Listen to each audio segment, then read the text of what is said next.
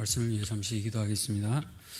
살아계신 하나님 감사합니다. 3일 밤에 사랑하는 주의 자녀들 주님의 말씀을 사모하여 이 자리에 나왔습니다.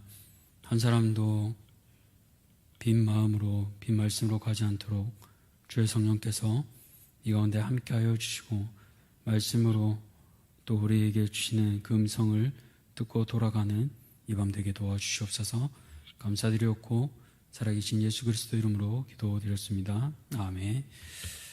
네, 우리가 살아가면서 참 많이 듣는 단어들이 있습니다. 아마도 그 중에서 몇 가지를 뽑아볼 수 있을 것 같은데요. 특별히 시대 가운데서 많이 듣는 단어가 있다면 바로 성공과 실패일 것입니다. 일반적으로 우리는 실패와 성공을 어떻게 정의하고 있습니까? 잘 아는 것이지만 설명해 보라고 하면 참 쉽지가 않은데요. 그래서 사전을 참고해 봅니다. 사전에 실패와 성공을 찾으니 이렇게 나와 있습니다. 실패는 두 가지 뜻이 있는데요. 첫 번째로 일을 잘못하여 뜻한 대로 되지 아니하거나 그르치다. 두 번째로 어떤 일에 원하던 결과를 얻지 못하거나 완성하지 못하다라고 정의합니다. 성공은 한 가지로 명료하게 이루어져 있습니다. 바로 목적하는 바를 이루다라고 정의하고 있습니다. 우리는 이러한 관점으로 어떤 일들에 대해 성공하고 실패했다고 말합니다. 그런데 세상의 관점이 아닌 성경의 관점으로 성공과 실패를 어떻게 정의할 수 있을까요? 먼저 실패는 이렇게 정의할 수 있을 것 같습니다. 실패는 전혀 중요하지 않은 일에 성공하는 것, 전혀 중요하지 않은 일에 성공하는 것입니다. 그럼 성공이란 무엇일까요? 바로 우리 주인 되시는 하나님 앞에 칭찬받는 것입니다. 잘하였도다 착하고 충성된 종아라고 말이죠. 그럼 오늘 본문에 나오는 우리가 잘 아는 이 아이성 전투는 우리가 어떻게 말할 수 있을까요? 사전적으로 목적하는 바를 이루지 못했으니 성공하지 못했습니다. 원하던 결과를 얻지 못하고 뜻한 대로 되지 않았으니 실패한 것입니다. 그렇습니다. 오늘 이 결과는 실패입니다. 근데 왜 실패입니까? 바로 목적했던 성을 차지하지 못했기 때문입니다. 그런데 더 깊숙이 들어가 보면 이것은 아간의 죄와 연관되어 있습니다. 아간은 성경적으로 전혀 중요하지 않은 일에 성공했습니다. 다시 말해 하나님이 기뻐하시는 것이 아닌 전혀 중요하지 않은 일, 즉 죄 짓는 일에 성공하고 말았습니다. 그로 인해 이스라엘 백성들은 어려움을 겪었는데요. 그 이야기를 오늘 함께 성도님들과 나누려고 합니다. 첫 번째입니다. 오늘 본문을 통해 우리에게 하나님께서 주시는 교훈은 무엇입니까?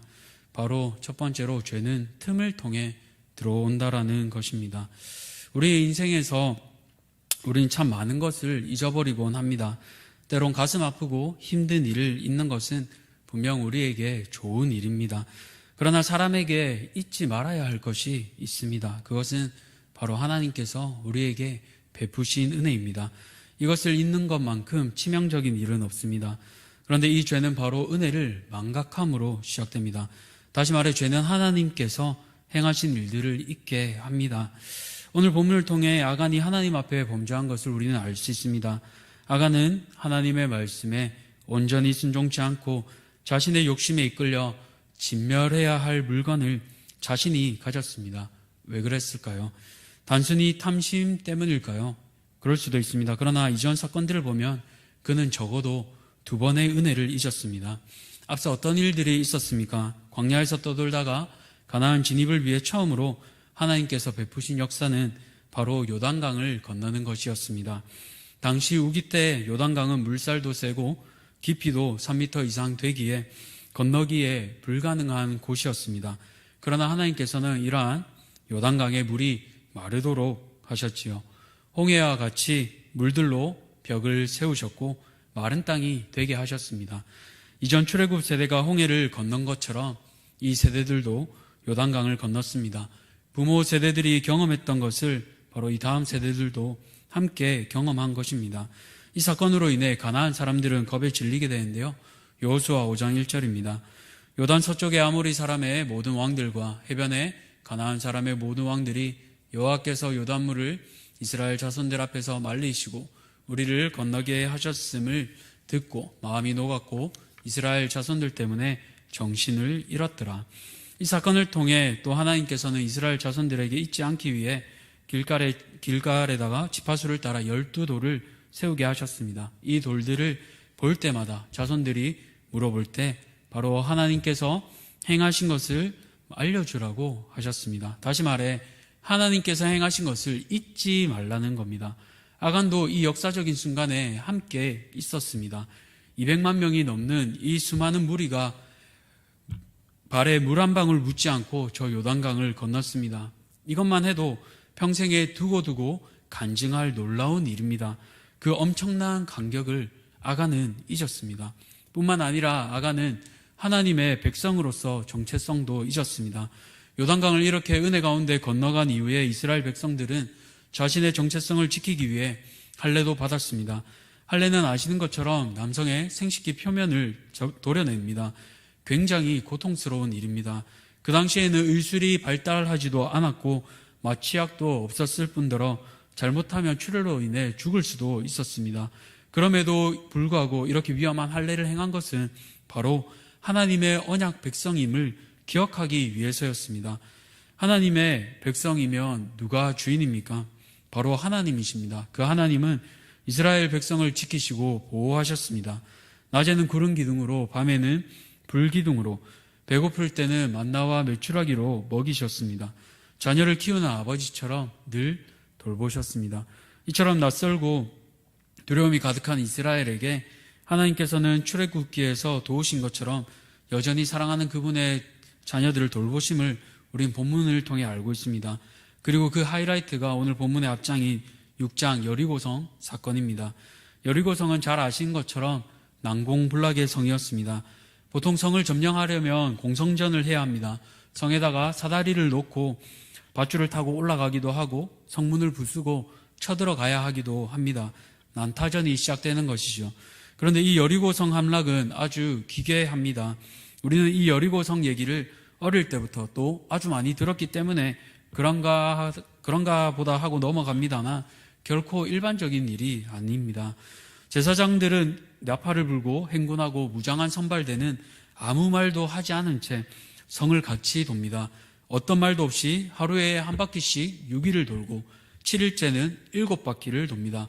그렇게 놀랍게도 제사장이 나팔을 불고 백성들이 함성을 지르자 마지막에 그 7일째 그 성이 무너집니다. 이처럼 한 사람의 인생에 한 번 경험하기도 어려운 일을 아간은 여러 번 경험했습니다. 그럼에도 불구하고 그의 마음을 은혜에서 빼앗아버린 것은 무엇일까요? 바로 물질이었습니다. 아간이 훔친 신할산 외투, 그리고 은 200세겔, 또 금 50세겔 한 덩이라고 했습니다. 신할은 바빌론 지역을 뜻합니다. 당시 구약시대의 문화의 중심지며 세계의 가장 부강한 지역의 한 곳이었습니다. 그러니 그 당시 경제적으로 또 문화적으로 가장 발전된 곳에서 난 최고급 물건인 셈입니다. 오늘로 치면 이태리 명품쯤 될 것 같습니다. 이 유대 역사가 요세푸스는 아간이 훔친 이 외투를 금실로 직조된 왕의 의복으로, 즉 매우 값비싼 외투라고 기록하기도 합니다. 왕의 옷이라고 하니 옷 한 벌에 마음 빼앗길 법하지 않습니까? 옷뿐만 아니라 물질도 은 200세겔, 금 50세겔이라고 했습니다. 지금으로 계산하면 이 가치가 25년 연봉 정도 된다고 합니다. 1년 연봉을 4천만 원으로 잡고 25를 곱하면 10억 정도 나옵니다. 즉 자녀들을 대학에 다 보내고 노후까지도 어느 정도는 보장되는 셈입니다. 한 번만 눈 감으면 이것들을 가질 수 있습니다. 이 한 번으로 인생 역전이 되고 대박의 삶을 살아갈 수 있습니다. 10억만 있으면 가능합니다. 그렇기에 아간은 이 한 번의 유혹에 넘어갔습니다. 이 유혹에 대해 우리는 여러 가지로 생각해 볼 수 있는데요. 왜 그럴까 한번 생각해 보았습니다. 그런데 여리고성이 무너진 후 아간이 어떤 마음이었을까를 한번 생각해 보았습니다. 성이 무너진 후, 함성으로 인해 무너진 후 모두가 환호하며 여리고성이 무너진 것에 대해 기뻐하며 서로 끌어안고 뛰었을 것입니다. 그러나 오직 한 사람, 아간의 마음에만 스멀스멀 한 가지 생각이 들기 시작합니다. 왜 나는 아무것도 가질 수 없나? 내 것은 도대체 어디에 있나? 왜 나는 아무것도 가지면 안 되는 걸까? 그렇게 아간은 하나님께서 자신을 이끄시며 인도하심에 주목하기보다는 자신에게, 더 정확하게는 자신의 소유, 물질에 주목하고 말았습니다. 왜 그랬을까요? 오늘 7장 사건은 만나가 그친 시점입니다. 여호수아 5장 12절을 보시면 또 그 땅에 소산물을 먹은 다음 날에 만나가 그쳤으니 이스라엘 사람들이 다시는 만나를 얻지 못하였고 그의 가나안 땅의 소출을 먹었더라라고 말하고 있습니다. 즉 하나님의 은혜였던 만나가 이제는 그치고 이제부터는 땅에 주어진 한정된 식량을 먹어야 합니다. 그러다 보니 아간은 아마 두려웠을지도 모릅니다. 이제는 내가 벌어서 내가 먹고 살아야 하나 보다. 이전에는 매일 하나님께서 주셨는데 이제는 각자 도생해야 하나 보다 하고 인간적인 연약함이 그를 집어삼키고 말았습니다. 그러나 그것도 하나님의 말씀을 잊어버렸기 때문입니다. 모세가 이스라엘 백성들이 이스라엘에 들어가기 전에, 가나안 땅에 들어가기 전에 신명기 말씀을 통해 이렇게 얘기했습니다. 신명기 8장 7절에서 10절 말씀입니다. 내 하나님 여호와께서 너를 아름다운 땅에 이르게 하시나니 그곳은 골짜기든지 산지든지 시내와 분천과 샘이 흐르고 밀과 보리의 소산지요 포도와 무화과와 석류와 감람나무와 꿀의 소산지라. 내가 먹을 것에 모자람이 없고 내게 아무 부족함이 없는 땅이며 그 땅의 돌은 철이요 산에서는 동을 캘 것이라. 내가 먹어서 배부르고 내 하나님 여호와께서 옥토를 내게 주셨으므로 말미암아 그를 찬송하리라. 아간의 누에는에 완전하신 하나님, 공급하시는 하나님에 대한 신뢰와 은혜는 사라져버리고 값비싼 외투, 은 200세겔, 금 50세겔만 남았습니다. 아간은 자신이 보물로 여겼던 것들로 인해 그 모든 것을 주신 하나님을 잊었습니다. 죄는 그렇습니다. 하나님께서 모든 좋은 것의 근원이심을 잊게 만듭니다.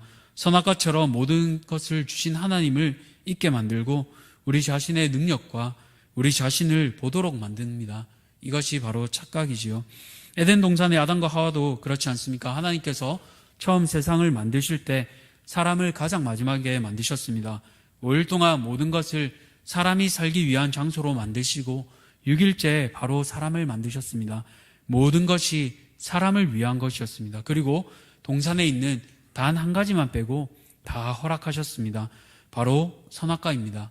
주신 것이 더 많습니까? 안 주신 게 더 많습니까? 안 주신 것은 하나일지라도 그 외의 모든 것을 주셨습니다.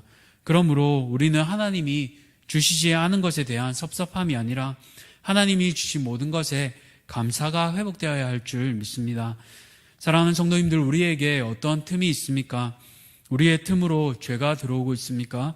은혜가 들어오고 있습니까? 섭섭함, 불신의 틈을 하나님이 베푸신 은혜로 이제 그 틈을 메워버리시기 바랍니다. 어떻게 해야 될까요? 하나님이 베푸신 그 은혜를 우리가 돌아보아야 합니다. 응답된 기도 제목들을 한 가지씩 떠올려 보시고 또 그 은혜를 찬양하시기 바랍니다. 은혜 베푸신 하나님, 날 구원하신 하나님, 망각이 아닌 은혜를 되새김으로써 죄로부터 승리하는 거룩한 성도님들 되시기를 축복합니다. 두 번째로 오늘 본문을 통해 우리에게 주시는 교훈은 무엇입니까? 바로 죄는 공동체를 망하게 한다는 것입니다.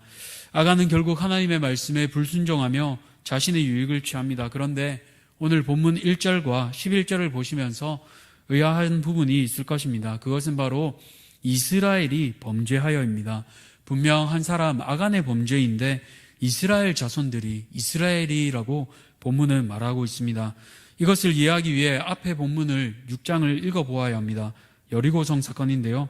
여리고성이 무너지기 전에 여호수아가 백성들에게 이렇게 당부합니다. 여호수아서 6장 18절입니다.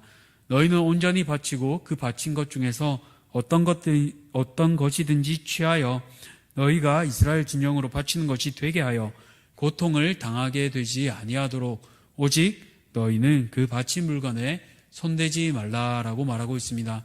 이것을 다른 번역으로 좀 쉽게 보면요, 더 와닿는데요. 제가 한번 읽어보겠습니다. 여러분이 전리품을 가질 생각은 아예 하지 마십시오. 이것은 이미 여호와께 바쳐진 것이므로 모두 소멸해버려야 합니다. 여호와께 바쳐진 것이 무엇이든지 여러분이 그것을 가지면 모든 이스라엘 백성에게 재앙이 내릴 것입니다. 라고 그렇게 말하고 있습니다. 여호수아는 여호와께 바쳐진 것이 무엇이든지 누군가 그것을 가지면 그 사람만 아니라 모든 이스라엘 백성에게 재앙이 내릴 것이라 분명히 경고했습니다. 그런데 아간은 이것을 무시하고 자신의 욕심에 이끌려 행했습니다. 그 결과가 무엇입니까?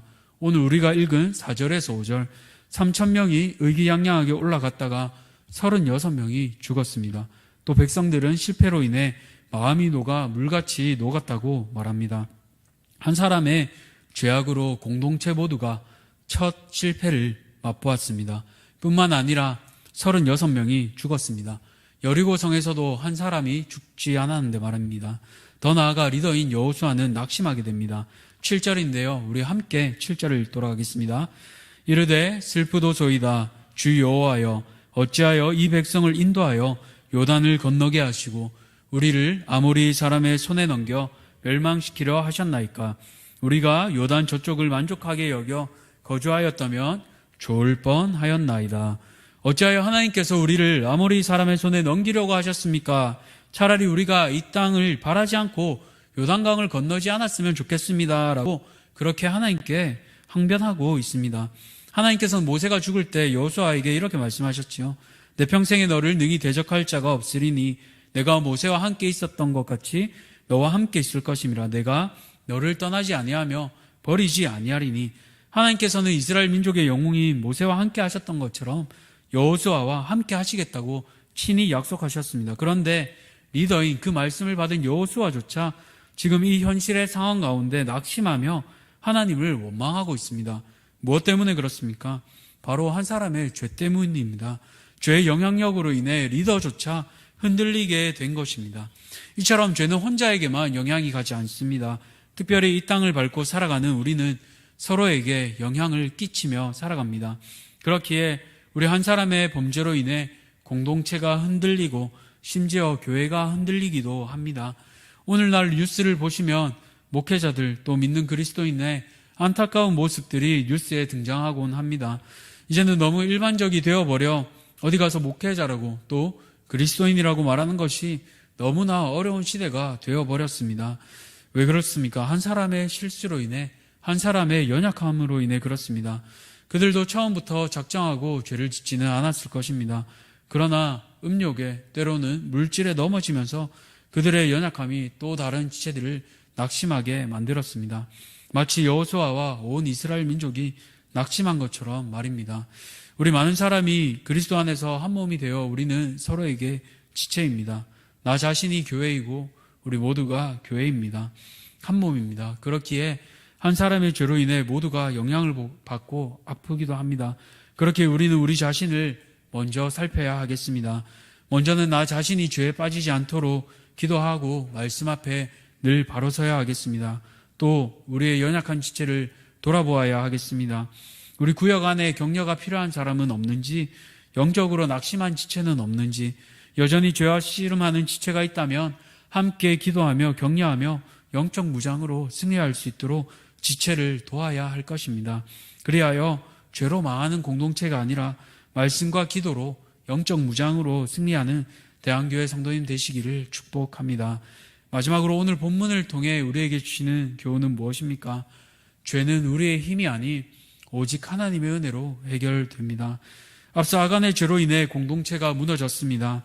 그러나 하나님께서는 이들을 그냥 내버려 두지 않으시고 여호수아를 일으키시며 이 모든 사건의 원인을 말씀하십니다. 11절에서 12절 말씀입니다. 이스라엘이 범죄하여 내가 그들에게 명령한 나의 언약을 어겼으며 또한 그들이 온전히 바친 물건을 가져가고 도둑질하며 속이고 그것을 그들의 물건들 가운데 두었느니라. 그러므로 이스라엘 자손들이 그들의 원수 앞에 능히 맞서지 못하고 그 앞에서 돌아섰나니 이는 그들도 온전히 바친 것이 됨이라. 그 온전히 바친 물건을 너희 중에서 멸하지 아니하면 내가 다시는 너희와 함께 있지 아니하리라. 하나님께서는 이스라엘의 패인을 죄 때문이라고 말씀하십니다. 이스라엘이 언약을 어겼고 온전히 바친 물건을 가져가고 도둑질하며 속였습니다.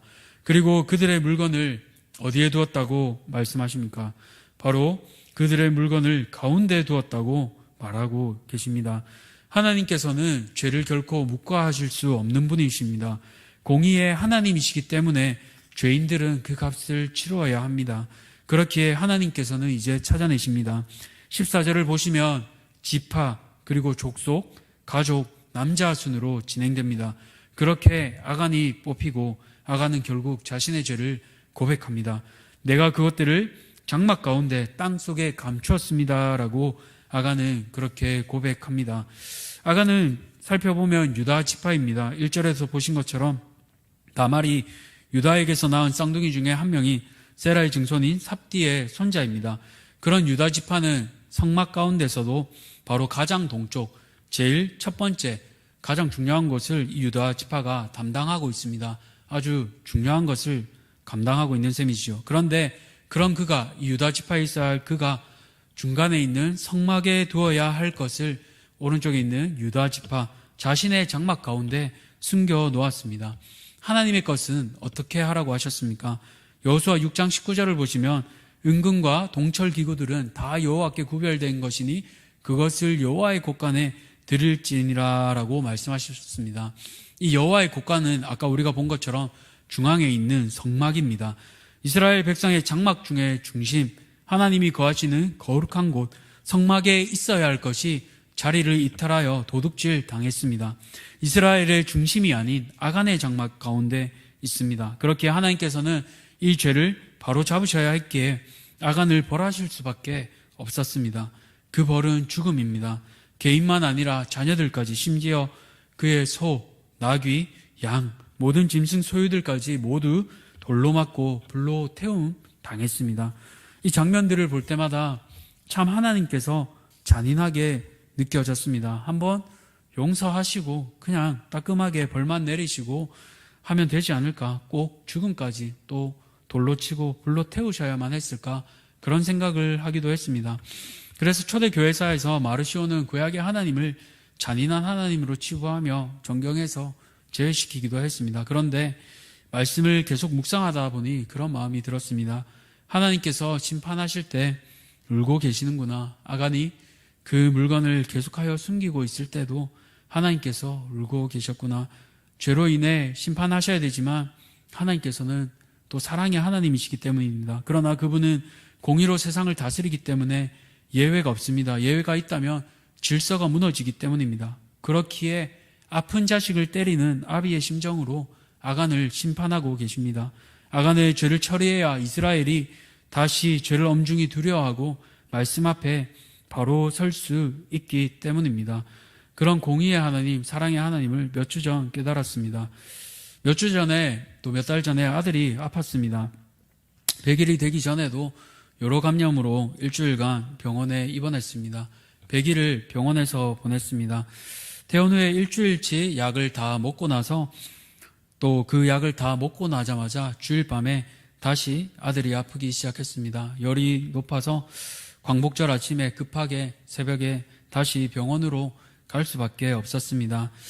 아들은 신장 크기가 조금 다릅니다. 그래서 요로 감염으로 인해 역류가 계속 된다면 아들이 좀 위험한 상황에 빠질 수도 있는 상황이어서 급하게 역류 검사를 해야 했습니다. 소변이 역류돼서 계속 신장으로 가면 위험하기 때문입니다. 그동안 아내가 너무 고생이 많았기 때문에 아내를 검사실 밖에 두고 검사실에 아들 요한이와 함께 들어갔습니다. 검사는 약물을 요한이 생식기에 다시 넣어서 역류를 통해 이 역류가 심장으로 가는지 아닌지를 확인해야 합니다. 그래서 옷을 다 벗기고 차디찬 병원 검사대 위에 올려두어야 했습니다. 의사 선생님이 요한이 다리를 잡고 제게는 팔과 상반신을 움직이지 못하도록 꽉 잡으라고 했습니다.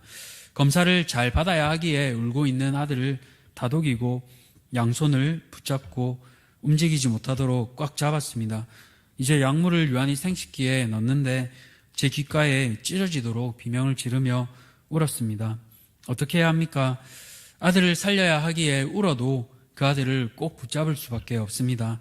괜찮아 빨리 끝날 거야 라고 하며 다독이면서 이 검사가 빨리 마치기를 기도할 수밖에 없었습니다. 아들이 울고 몸부림칠수록 더 세게 눌러서 빨리 검사가 끝나도록 저는 행해야 했습니다. 움직이면 이 모든 일이 허사로 마치기 때문입니다. 그래서 검사가 아들에게는 아주 아프고 힘든 일이지만 잘 끝나야 아들이 살아나는 길이기 때문에 아비의 마음으로 아들을 살리기 위해 꼭 붙잡을 수밖에 없었습니다. 그런데 하나님은 어떠하신가요? 매정한 아버지처럼 자신의 아들을 사형대로 보내었습니다. 24시간 동안 피 흘리고 수혈조차 하지 않은 채 그대로 십자가 위에 내버려 두었습니다. 참 잔인한 아버지지 않습니까?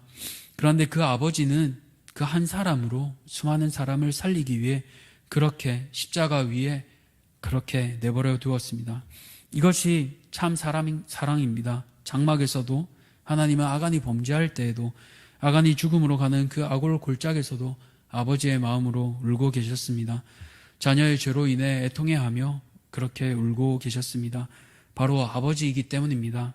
아비의 마음, 하나밖에 없는 아들 독생자 예수를 내어줄 수밖에 없었기 때문에, 그렇게 해야 모든 아들들이, 모든 자녀들이 살아나기 때문에 하나님께서는 그 차디찬 십자가 나무 위에 아들을 메어서 그렇게 죽이실 수밖에 없었습니다.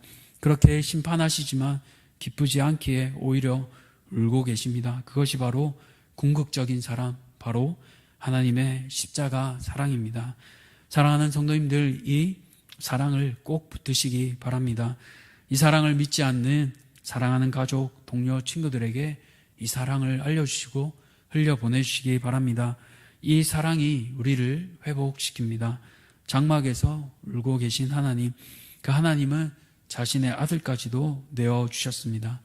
말씀을 맺겠습니다. 앞서 성공과 실패를 정의했습니다. 세상적 성공과 실패가 아닌 성경적 성공과 실패를 기억하시면 좋겠습니다. 실패는 전혀 중요하지 않은 일에 성공하는 것입니다. 그런 의미에서 아간은 실패했습니다. 전혀 중요하지 않은 일에 성공했습니다. 오늘 우리는 하나님 앞에 성공을 이루고 있습니까? 하나님께 잘하였다 칭찬 듣고 있습니까? 우리의 마음은 늘 그렇지만 우린 계속 넘어지고 실수합니다. 또 죄를 짓고 회개하고 연약함을 반복할 것입니다. 그럼에도 불구하고 하나님께서는 우리를 자녀로 사랑하시며 품어주십니다. 비록 우리가 죄에 있을지라도 아들을 내어준 그 사랑으로 죄 없다 하시며 사랑하는 내 아들아 내 딸아 라고 말씀하고 계십니다. 그 사랑을 받은 자로서 우리의 장막에서 삶의 자리에서 하나님의 사랑을 드러내시는 우리 성도님들 되시기를 주님의 이름으로 축복합니다. 이 시간에 우리 한번 말씀을 놓고 기도하시면 좋겠습니다. 기도하실 때 주님, 우리에게 그 사랑을 회복시켰음을 기억합니다. 사실은 우리도 아간과 같습니다. 우리의 장막에 남들이 보지 않는 그 장막 가장 깊숙한 땅속에 오늘도 여전히 우리의 우상들을 그곳에 손으로 파 숨기고 있습니다. 하나님께서 다 아시지요. 우리의 우상들을 모두 태워주시고 값없는 예수님의 십자가로 우리를 구속하셨음을 다시 기억하게 하여 주시옵소서. 그렇게 우리의 죄를 회개하며 주님의 사랑을 기억하며 오늘 한번 간절히 기도하도록 하겠습니다. 살아계신 하나님 감사합니다. 우리의 죄로 인하여 죽을 수밖에 없는 존재임을 기억합니다. 우리 한 사람 한 사람이 모두 아간과 같음을 고백합니다. 나 자신이 아간임을 고백합니다. 여전히 우리의 장막 가운데, 여전히 삶의 깊숙한 곳 가운데 땅을 파고 우리의 우상들을 그곳에 숨겨두고 있지 않은지 우리 자신을 돌아보게 됩니다. 주님, 우리를 불쌍히 여겨 주시옵소서. 우리의 장막 속에 파묻은 모든 것들, 주님 그것들 모두 꺼내어 주시고 하나님 깨끗게 태워주셔서 앞으로는 그 우상들을 바라보며 살아가는 것이 아니라 그리스도의 십자가만 바라보며 살아가는 거룩한 성도들 모두 되게 도와주시옵소서. 아버지, 거룩한 그 은혜를 기억하며 우리 모두를 사랑하는 아들, 딸로 하나님 날마다 칭찬하시며 우리를 거룩히 안아주시는 그 사랑의 아버지의 품에 안길 수 있도록 하나님 우리 모두를 지켜보아요 주시옵소서. 이 시간 함께 찬양하겠습니다. 주를 위한 이곳에.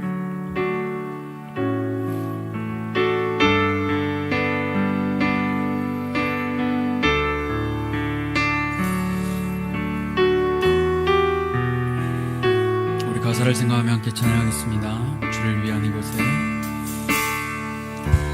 주를 위한 이곳에 예배하는 자들 중에 그가 찾는 이 없어, 그가 찾는 이 없어. 주님께서 슬퍼하시네.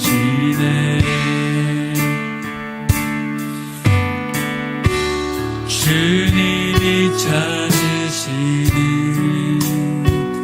그 한 사람 그의 배자 내가 그 사람 되길 내가 그 사람 되길 간절히 주께 예배하는 주 이곳에 서 있네 주님제에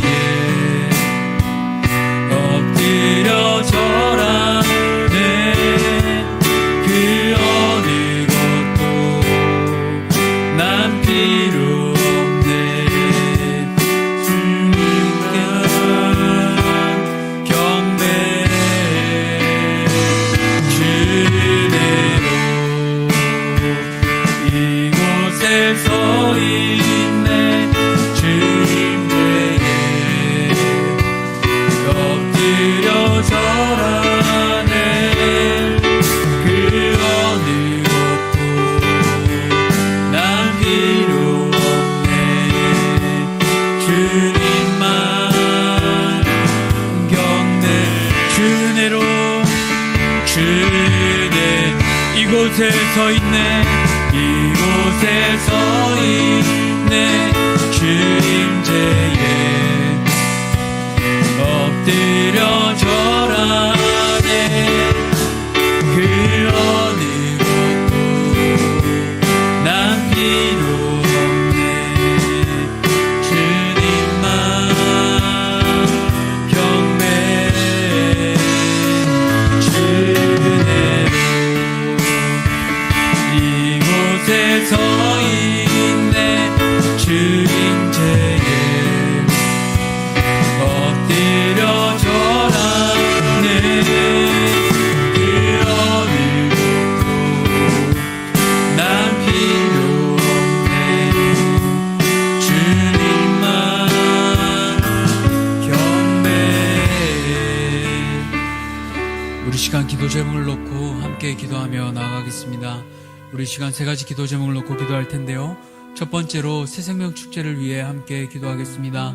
하나님께서 은혜 가운데 또 많은 전도 대상자들을 붙여주셨습니다. 하나님, 우리는 알 수 없었지만 이번 주에도 꼭 복음이 필요한 자들 이 자리에 나오게 도와주시옵소서. 또 저번 주에 오신 분들이 있습니다. 하나님, 그분들 가운데 결신하게 도와주시고 이 믿음 가지고 잘 정착하게 도와주시옵소서.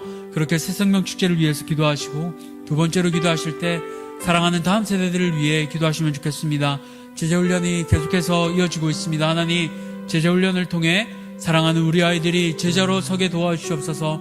또 이 전도축제가 계속되고 있습니다. 하나님, 각 부서들 가운데 영혼들을 붙여주셔서 우리 다음 세대가 건강하고 든든히 설 수 있도록 하나님 은혜 베풀어 주시옵소서.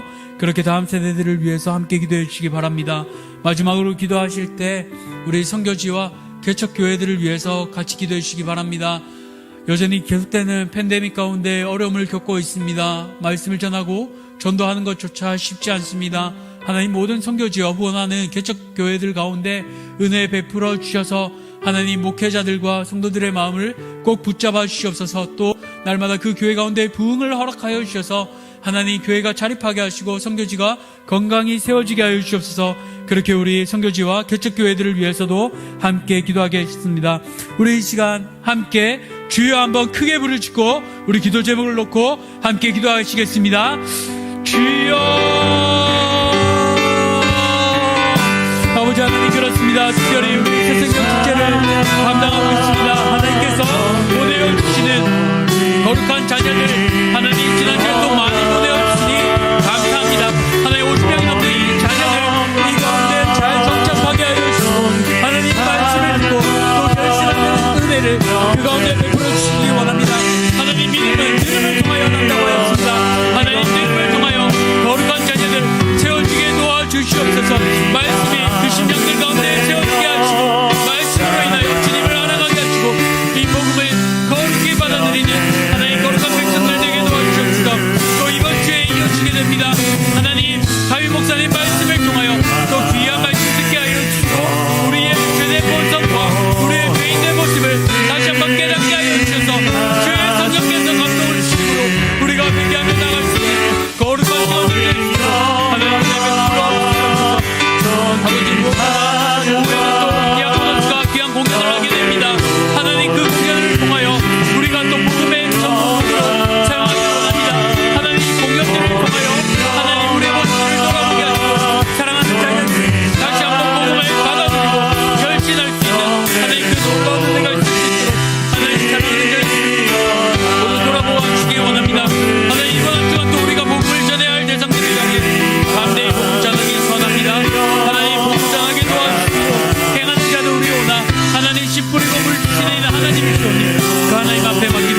원합니다. 아버지께서 맡겨주시고 하나님께서 이루어가 주시옵소서. 모든 것 가운데 임하시는 그 하나님의 능력을 붙잡고 의지합니다. 우리는 그저 말씀을 전할 뿐이다. 우리는 그저 반복히 생각하시는 하나님의 영이 감동케 하여 주시고 하나님의 영으로 이 모든 것들이 감동케 하여 주시고 아버지의 내가 부어주시옵소서.